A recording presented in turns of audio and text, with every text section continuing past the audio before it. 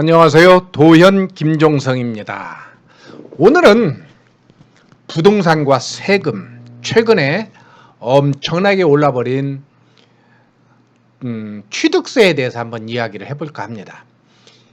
이 내용은 상당히 복잡하고 그래서 잘 살펴봐야 될 내용들이 많아요. 그래서 제가 이게 카페에다가, 이건 네이버 카페예요. 부동산 경매 더리치, 제가 운영진으로 있는 네이버 카페인데 이 카페에다가 올려놨어요. 이 밑에 쪽으로 보면 제 칼럼이 있거든요. 칼럼이 있으니까 그쪽에 가면 원본을 받아볼 수 있습니다. 이 원본을 적어도 5번 이상은 꼼꼼하게 밑줄 그으면서 한번 읽어보시면 좋겠습니다. 왜 그러냐면요, 주택수 잘못 계산했다가는 취득세가 1년 연봉 날아가 버리는 경향이 있을 수 있거든요. 그래서 앞으로는 부동산도 부동산 고시가 생겨야 될 것 같아요. 너무나 복잡해요. 뭐 이 정부 들어서 22번, 23번 대책을 발표하다 보니까 이제는 세무사들도 헷갈린다고 그래요. 이제 취득세 계산은 누가 해요? 법무사가 계산하죠.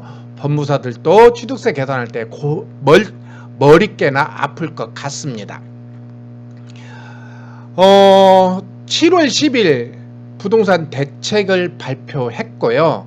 이것이 7월 31일에서 8월 3일까지 입법 예고를 한 겁니다. 이것은 아까 말씀드린 것처럼 이렇게 부동산 대책 관련 지방세 시행령입니다.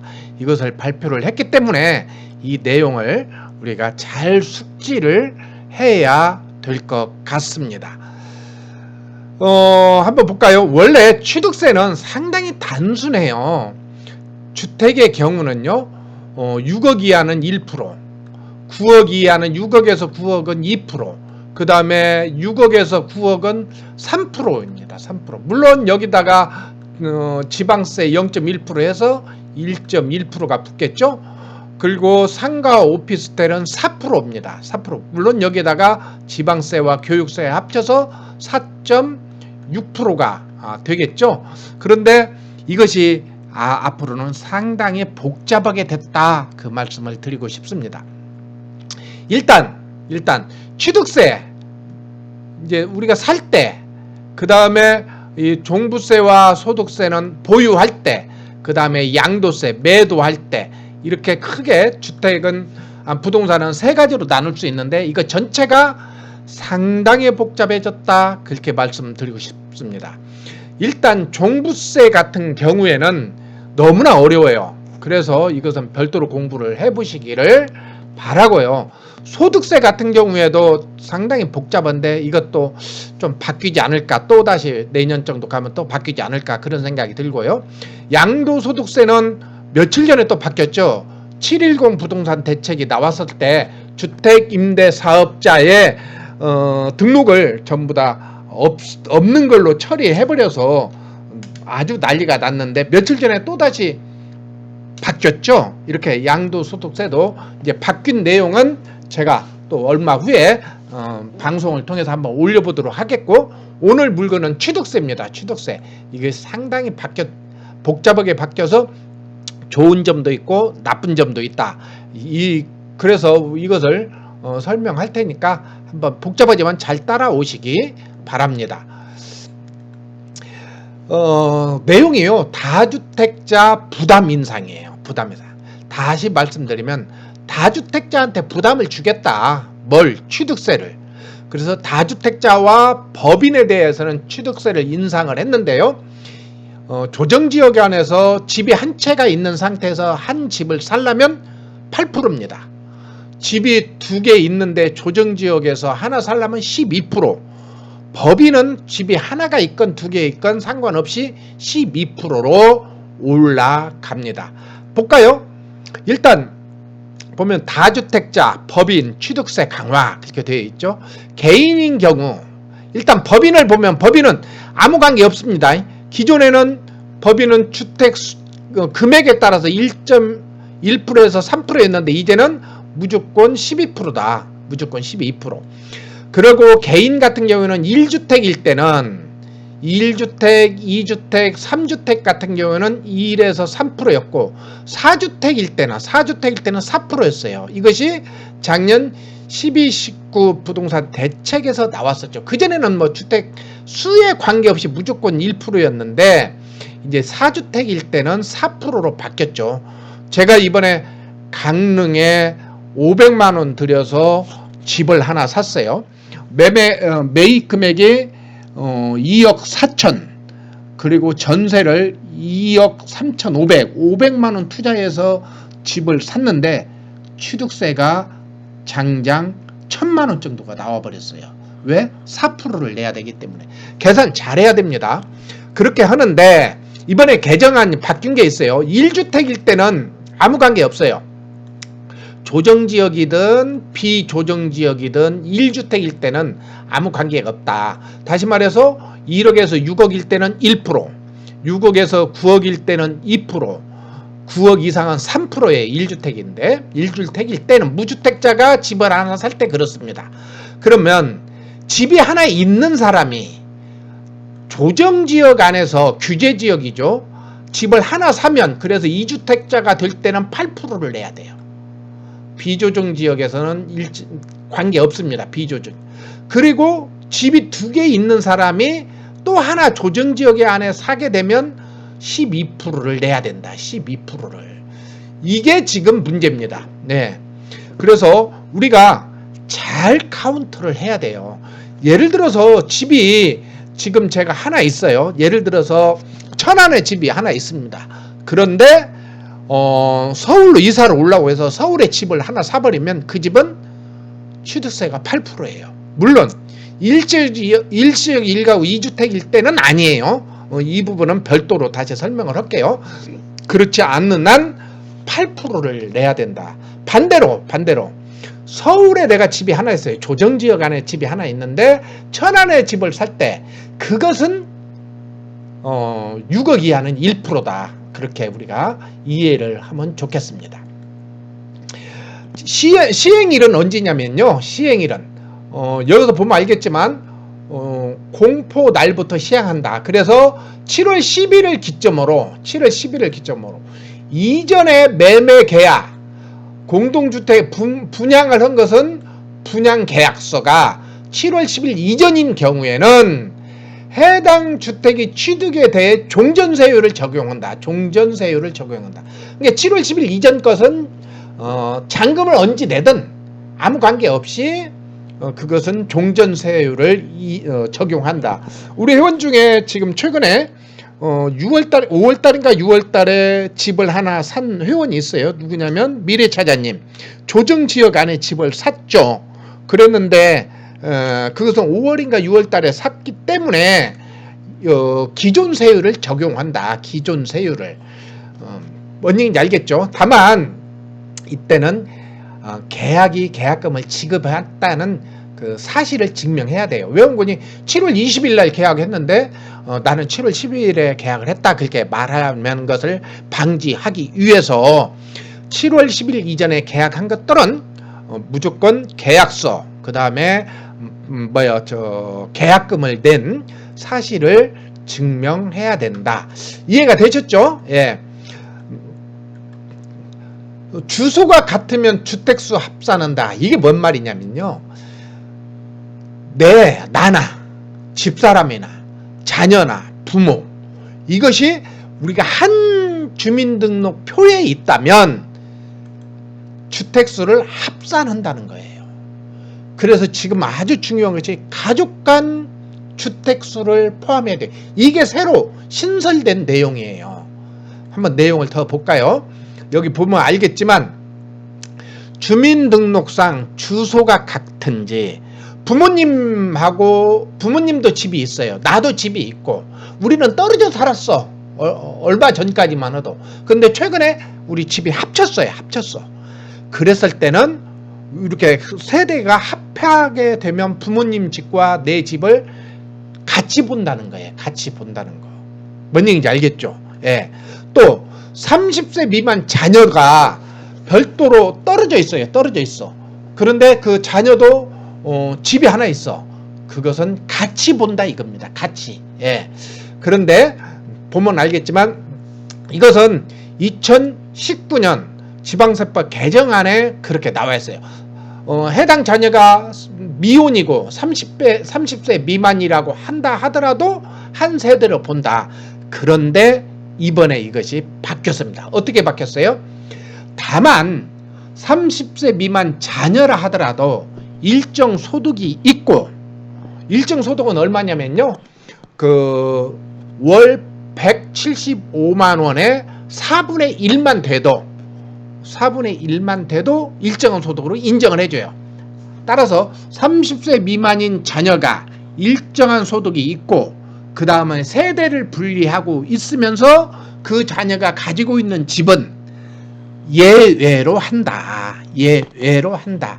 그 내용이 이번에 신설되어 있고 우리한테는 상당히 좋겠죠. 예, 상당히 좋습니다.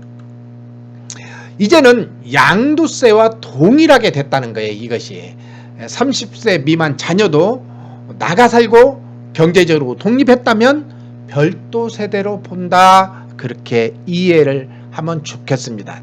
이게 뭐냐면 내 주택에 포함시키지 않겠다 그 얘기입니다. 예. 왜 포함시키면 지금 취득세가 엄청나게 올라버리잖아요. 예. 자, 1세대의 범위는 아까 말씀드린 것처럼 주민등록법상 세대별 주민등록표에 함께 기재되어 있는 가족은 무조건 1세대로 본다는 거예요.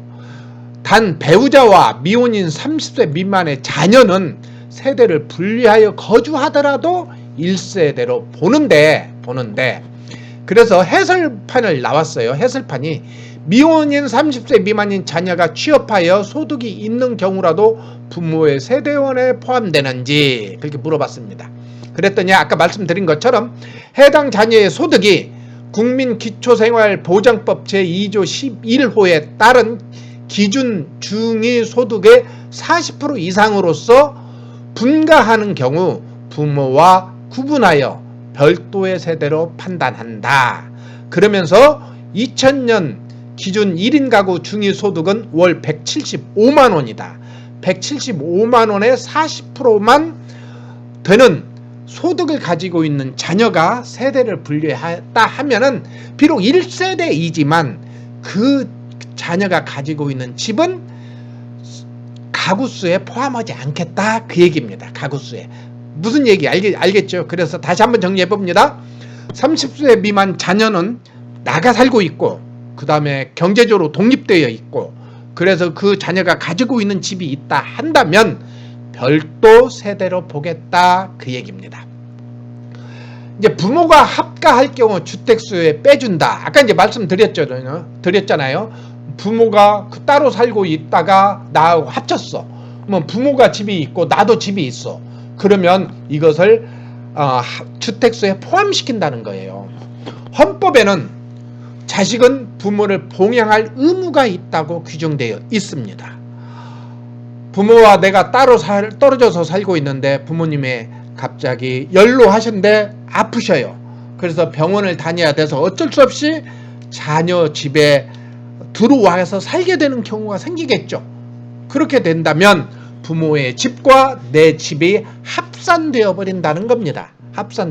근데 예외 규정을 두었습니다. 여기에서 어떤 예외 규정이냐면 자녀가 65세 이상의 직계존속, 배우자의 직계존속, 처갓집을 얘기하겠죠. 처갓집도 포함해서를 동거봉양하기 위하여 세대를 합친 경우 65세 이상 직계존속과 자녀의 세대를 각각 독립된 세대로 간주하겠다 그 얘기입니다. 다시 한번 말씀드리면 그렇게 부모님의 집도 있고 내 집도 있는데 합가됐을 경우에는 부모님 집은 부모님 걸로 내 건 내 걸로 이렇게 분리하겠다 그렇게 얘기합니다. 그러면 우리가 생각을 해볼 필요가 있겠죠. 예를 들어서 아버지가 75세예요. 만 65세가 넘었습니다. 그렇게 하고 어머니는 64세예요. 만 65세가 안 됐습니다. 그런데 그 집이 아버지 명의로 되어 있다면 어떻게 될까요? 이때는 아무 문제가 없겠죠. 그런데 어머니 명의로 되어 있다면 어떻게 되겠어요? 부모가 65세가 안 됐잖아요. 그랬을 때는 문제가 될 수 있지 않을까 그런 생각이 듭니다. 이것은 행안부에서 별도 질의를 한번 해보셨으면 어떨까 그런 생각이 들어요. 제 생각은 그렇다고 생각이 듭니다. 아무튼 부모 봉양에 따른 합가로 인해 주택수 산정에 불이익이 발생하지 않도록 효도를 하기 위해서 한 거니까 효도주택은 합주택수에 포함하지 않겠다 그 얘기입니다. 그래서 소득세와 국세와 지방세를 이렇게 맞춘 거예요. 그렇게 우리가 이해를 했으면 좋겠습니다. 주택수 산정 방법을 다시 한번 살펴보겠습니다.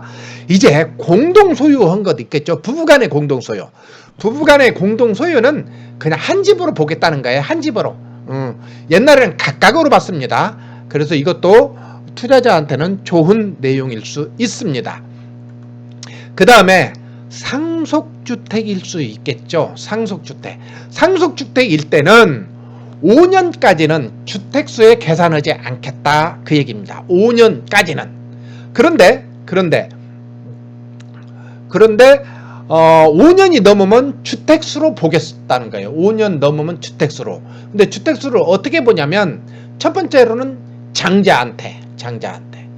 두 번째로는 예를 들어서 형제가 3이에요. 그래서 3.3, 3.3, 3.4 똑같이 지분을 나눴어요. 이럴 때는 장자한테 주택수를 포함시키고요. 두 동생한테는 주택수를 포함하지 않습니다. 그런데 쌍둥이. 그래서 2분의 1씩 나눴어요. 2분의 1. 그럼 어떻게 돼요? 이때는 장자한테 주택수를 포함하고 억울하겠죠. 억울하면 5년 안에 팔으란 얘기입니다. 그렇지 않고 또 다른 방법이 이런 경우도 있겠죠. 예를 들어서 형제가 둘인데 그 쌍둥이인데 형은 3분의 1만 받고 동생이 3분의 2를 받았어요. 상속. 이때는 지분이 많은 사람이 주택수에 포함한다. 이해가 됐겠죠? 됐죠? 그 다음에 증여는 어떻게 돼요? 증여는 조정지역 내 3억 이상은 12%예요. 12%. 조정지역 내 3억 이상. 그러면 수도권은 거의 다 포함이 돼요. 12%. 왜 그러냐면 최근에 이렇게 집값이 오르고 세금을 많이 한다고 하니까 증여를 많이 하다 보니까 증여에 대해서 하지 말라고 이렇게 세금을 몽땅 걷는답니다. 참 불편한 현실이죠. 왜 그런거니? 이 부모님은 자기 집을 샀을 때 다 세금 다 낸 거잖아요. 근데 또 증여한다고 12% 증여세를 걷습니다. 그렇다고 해서 부모는 아들이 증여받는다고 해서 취득세를 안 내요? 또 취득세 내야 되잖아요. 이제 그 외 지역은 3.5%다. 그리고 1세대 1주택을 자녀나 아니면 직계존속비에게 증여할 때는 3.5%를 적용하겠다 그 내용입니다. 분양권 및 입주권은 취득세가 어떻게 될까요? 취득세 중과 계산할 때 분양권과 입주권도 앞으로는 주택수에 포함시키겠다는 겁니다. 이거 잘 봐야 됩니다. 내가 지금 현재 집어넣고요. 분양받은 게 하나 있어요. 그렇다면 그것은 주택수에 포함이 된다는 겁니다. 여러분들이 주택을 분양권을 또는 입주권을 조정지역에 갖고 있어요. 그러면서 비조정지역인 천안의 집을 하나 산다면 그것은 취득세가 중과가 되지 않아요. 1에서 3%예요. 그런데 내가 분양권이 비조정지역이 하나 있어요. 비조정지역 천안에 하나 있어요. 분양권이. 그렇게 하는데 서울에 집을 하나 산다? 그럼 어떻게 돼요? 이것은 중과가 됩니다. 서울 집은 8%를 내야 돼요. 그래서 분양권, 입주권 가지고 있는 것은 계산을 잘 해야 됩니다. 아까 말씀드린 것처럼 이렇게 개정안에 보면 2주택에 포함이 돼버린다면 취득세를 8%를 내야 돼요. 자, 한번 볼까요? 이 내용이 쭉 있는데 분양권 및 입주권 자체가 취득세 과세 대상은 아니며 추후 분양권 및 입주권을 통해 실제 주택을 취득하는 시점에 해당 주택에 대한 취득세가 부과된다는 거예요. 다만 법 시행 이후 신규 취득분부터 그렇다는 것 우리가 꼭 유념해 보시기 바랍니다. 다만 주택이 준공되기 전이라도 분양권 및 입주권은 주택을 취득하는 것이 예정되어 있으므로 소유 주택수에 포함시키겠다 그 얘기입니다. 아무튼 이거 법 시행 이후 취득분부터 적용하기 때문에 이 방송을 본 이후는 다 해당 사항이 있다 그렇게 됩니다. 자, 다시 한번 정리합니다. 분양권 및 입주권, 법 시행 전 입주권, 분양권은 상관이 없습니다. 그런데 법 시행 이후 주택수하에는 포함이 된다. 아주 조심해야 돼요. 어제 우리 짜이롱님이 전화가 왔습니다. 짜이롱님은 가지고 있는 집이 조정지역 내에 하나가 있습니다. 하나가. 예. 분양권이 하나가 있어요. 분양권이. 집은 없어요. 조정지역 내에 집이 분양권이 하나가 있습니다. 그렇게 한데 비조정지역 안에 집을 하나 사고 싶다고 해요. 집을. 그랬을 때는 몇 프로가 될 거냐. 이때는 아까 말씀드린 것처럼 1에서 3%가 적용된다. 그렇게 계산이 되겠죠. 이 내용을 여러분들 잘 숙지하시기 바랍니다. 자, 다시 한번 보겠습니다. 분양권 및 입주권 주택 소유주택수 포함 여부는 아파트의 경우는 분양권, 입주권 모두 다 주택수에 포함한다. 주택을 취득하는 것이 예상되므로 둘 다 소유주택에 포함이 되고 이것은 법시행 신규 취득분부터 적용된다. 오피스텔은 분양권은 주택수에 포함되지 않지만 왜 그러냐면 주거용인지 상업용인지 확정되지 않아 포함이 안 된다. 그 얘기입니다. 그런데 분양권이 아닌 주거용 오피스텔을 취득한 경우 재산세 과세 대상의 주택으로 기재되므로 주택수에 포함이 되는데 이때는 법 시행 후 신규 주택부터 된다. 이렇게 이해를 했으면 좋겠습니다. 분양권과 또 오피스텔권은 좀 다르기 때문에 이 내용을 잘 숙지하시기 바랍니다. 자, 주택수 산정 방법 아까 이제 말씀드린 건데요. 부부가 공동 소유하는 경우 주택수 계산 방식은 세대 내에서 공동 소유하는 경우는 개별 세대원이 아니라 세대가 한 주택을 소유한 것으로 본다. 부부간의 공동 소유했을 때는. 그런데 각각 부부가 아닌 형제자매 아니면 다른 사람들과 공동으로 했다고 한다면 이때는 각각 집이 하나로 계산한다. 이렇게 보면 되겠습니다. 이런 경우가 생기겠죠. 3대가 각각 집에 있으나 1주택자에 해당되는 경우인데요. 첫 번째로 내가 배우자와 공동으로 지분을 가지고 있는 아파트 하나가 있습니다. 이 사람은 50대 후반이고요. 그래서 부모님을 모시고 살고 있습니다. 그런데 이 집에 얼마 전에 70대 중반인 부모님이 이사를 와서 세대를 합가해서 살고 있습니다. 그런데 부모님은 그 전에 집이 있었고 그 집을 전세를 주고 있습니다. 또 아들도 직장을 옮기면서 천안에 집을 하나 사서 가지고 있습니다. 이때 A씨는 집이 몇 개일까요? 세대가 합가가 되어버리니까 이때는 취득세 계산 시 A씨 보유 주택은 하나로 된다. 아까 이제 말씀드린 그 내용을 한번 정리한 거예요. 다만 동일 세대가 아닌 자와 지분으로 가지고 있는 것은 각각으로 본다는 거 아까 설명드렸으니까 그 내용도 꼭 유념해 주시기 바랍니다. 그 다음에 이제 상속했을 때도 아까 똑같이 말씀드린 것처럼 상속주택은 5년 이내 처분하면 돼요. 5년 이내. 그런데 5년이 지난 이후에는 주택수에 포함이 되는데 단독 소유됐던 지분 소유됐던 주택수로 계산이 된다. 어떻게 계산이 되냐면 5년이 지난 후에는 장자한테 주택수가 계산이 되고 다른 형제간들은 계산되지 않는다. 또 다른 방법은 뭐예요? 지분을 많이 가진 사람한테 주택수가 계산이 된다. 그리고 지분이 적은 사람은 주택수에 계산되지 않는다. 이렇게 정리하면 되겠습니다. 상속지분 시 지분이 같은 경우가 있겠죠. 같은 경우 연장자 소유의 주택으로 판단하고 또 그 집에 살고 있는 사람이 주택으로 판단하고 또 지분이 많은 사람 명의로 주택수를 계산한다. 이렇게 세 가지의 옵션이 있다는 거 기억하시기 바랍니다. 오피스텔은 주택의 수에 포함되어서 취득세가 더 내나요? 이게 이제 복잡한 거죠. 취득세는 제외된다. 다만 보유세와 양도세에서는 주택수에 포함되기 때문에 유념해야 돼요. 유념해요. 지금까지는 주거용 오피스텔은 현재도 주택 유상거래 특례세율 적용 대상이 아니므로 일반 세율이 적용되어 있으며 주택수에도 제외되었습니다.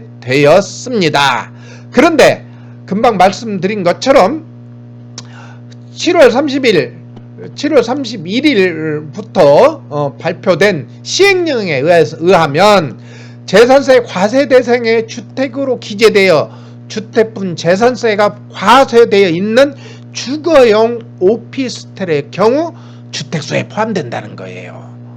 그러니까 오피스텔은 포함되지 않는데 그 집이 이미 재산세가 부과되고 있다면 주택수에 포함된다는 거예요. 다시 한번 정리해 보겠습니다.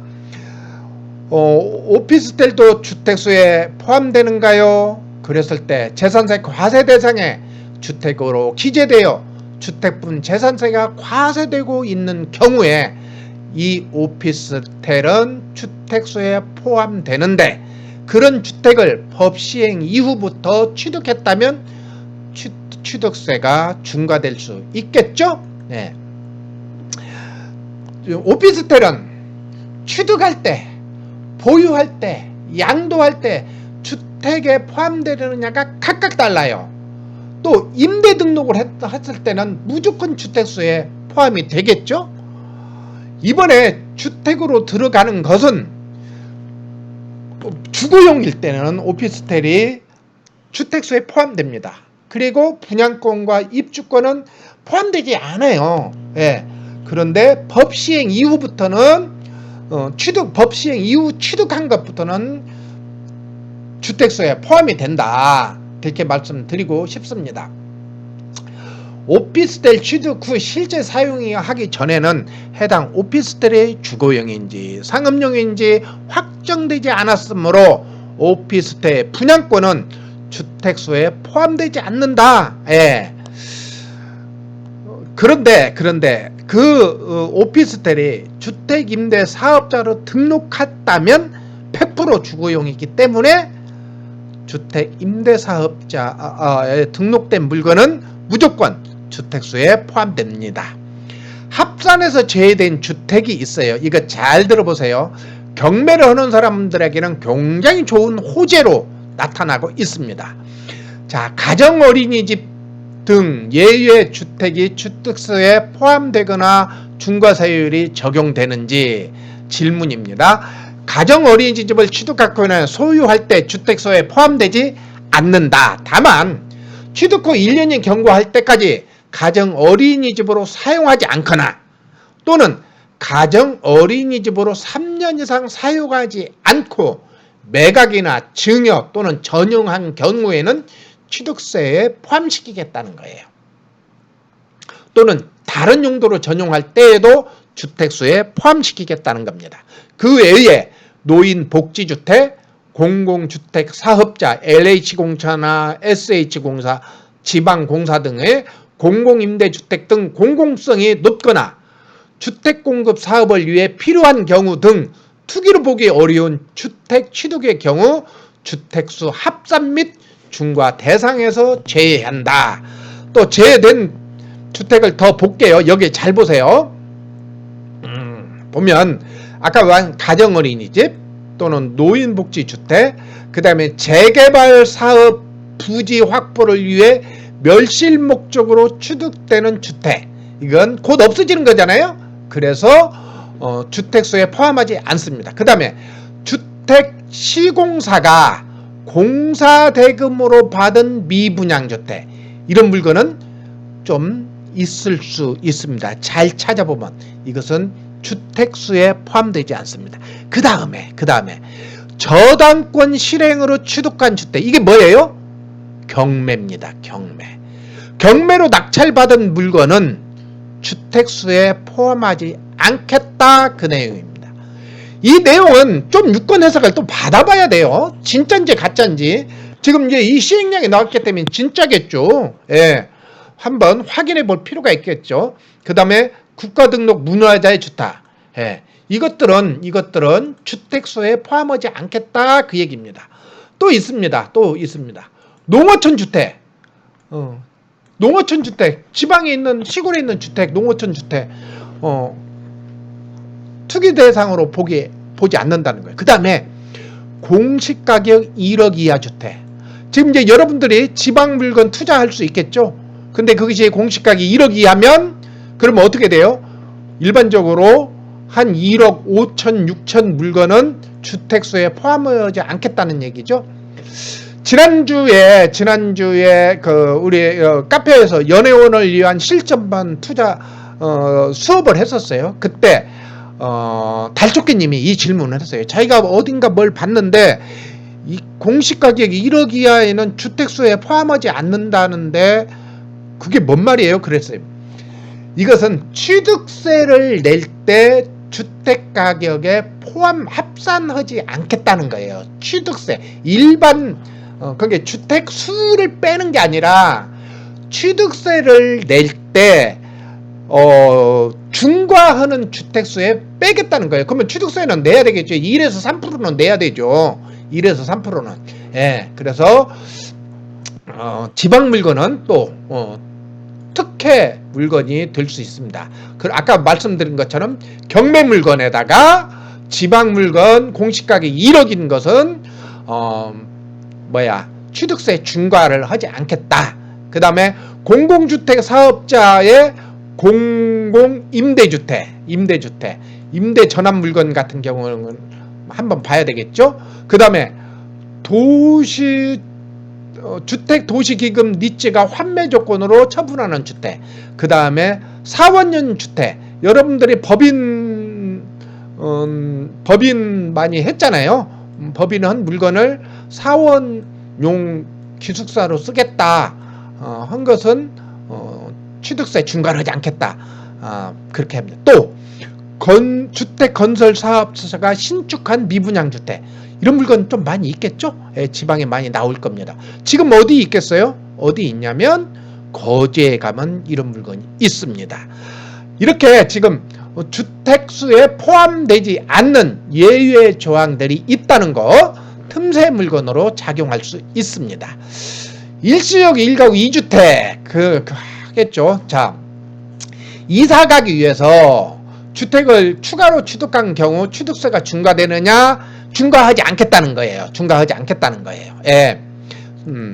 그래서 보면 일단은 집이 하나 있고 집을 하나 취득할 때는 일단은 1에서 3%를 내라 이거예요. 그렇게 하고 조정지역 내에 있는 경우에는 이 집을 1년 안에 팔아야 되잖아요.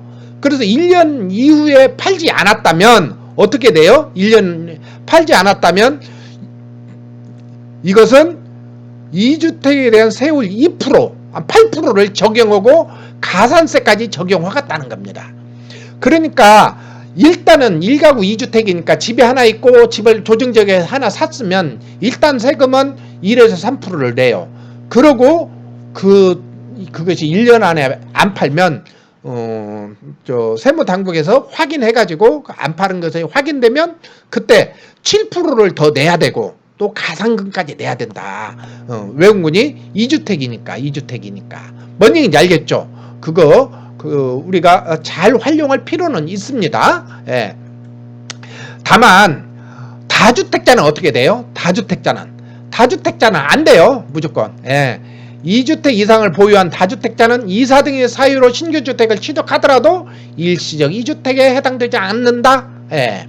그 다음에 1주택을 보유하다가 아파트 분양권을 취득했는데 이 경우에 일시적 2주택에 해당되기 위해서는 아파트 분양권 취득일로부터 3년 이내에 종전주택을 처분해야 되는지 그렇지 않다는 겁니다. 그렇지 않답니다. 분양권이나 입주권이 주택수에는 포함되지만 분양권의 입주권 자체는 거주할 수 있는 주택의 실체가 아니므로 아파트 준공 후 주택의 취득일을 기준으로 3년 이내에 종전주택을 처분하면 된다. 이해되셨죠? 예. 그렇다는 겁니다. 그 다음에 그런데 이것만 여러분들 믿지 말고 이 내용은 별도로 좀 공부를 좀 했으면 좋겠습니다. 재건축과 관련된 취득세, 이것도 굉장히 복잡합니다. 이것은 간단하게 설명하겠는데요.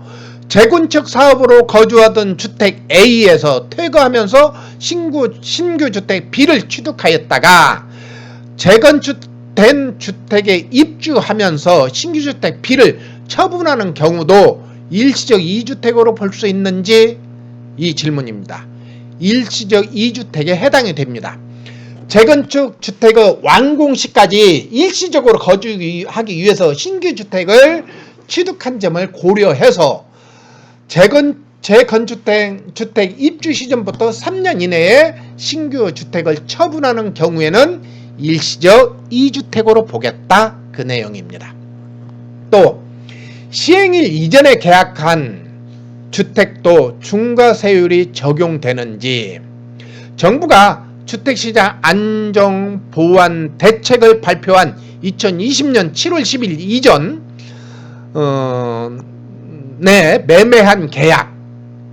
매매 계약을 체결한 사실이 증빙 서류에 의하여 확인되는 경우에는 포함시키지 않겠다. 그 내용입니다.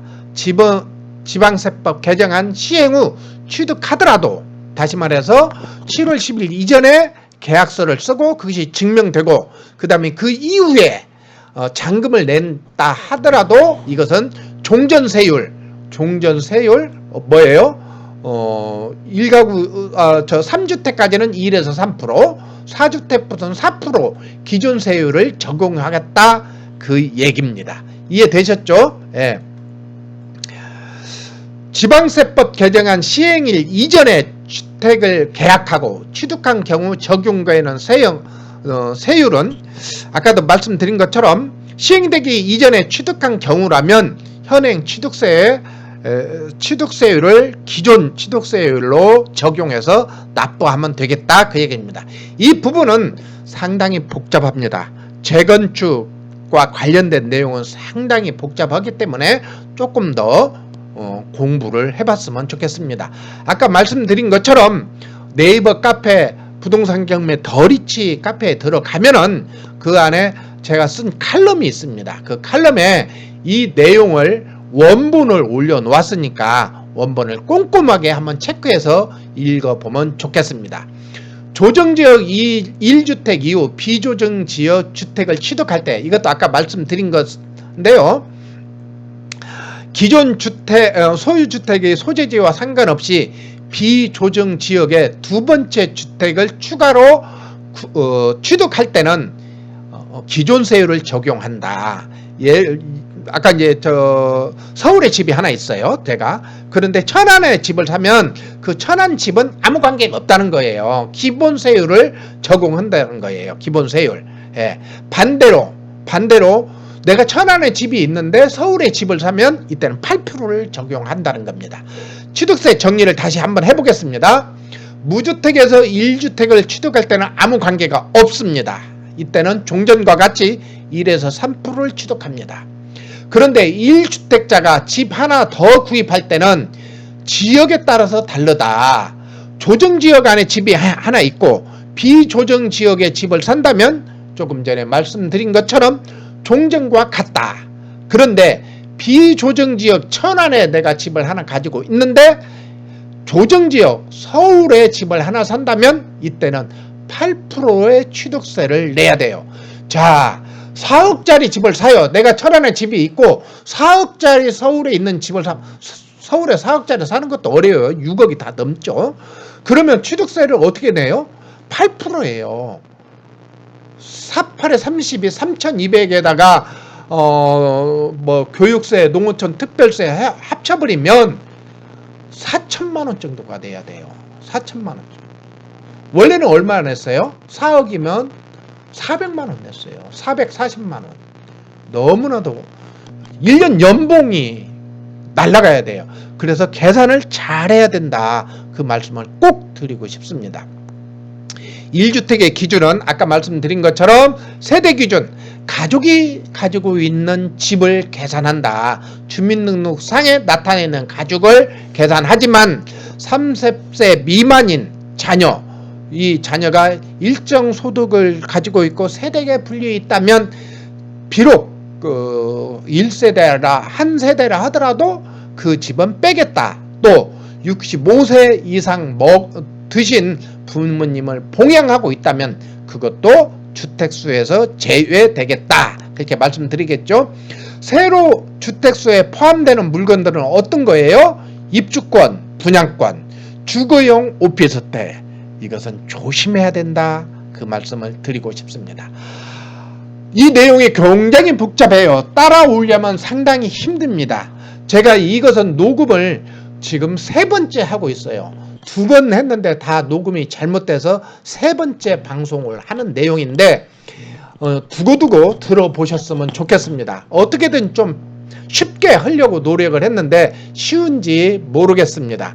그러면 저는 오늘 여기서 마치고요.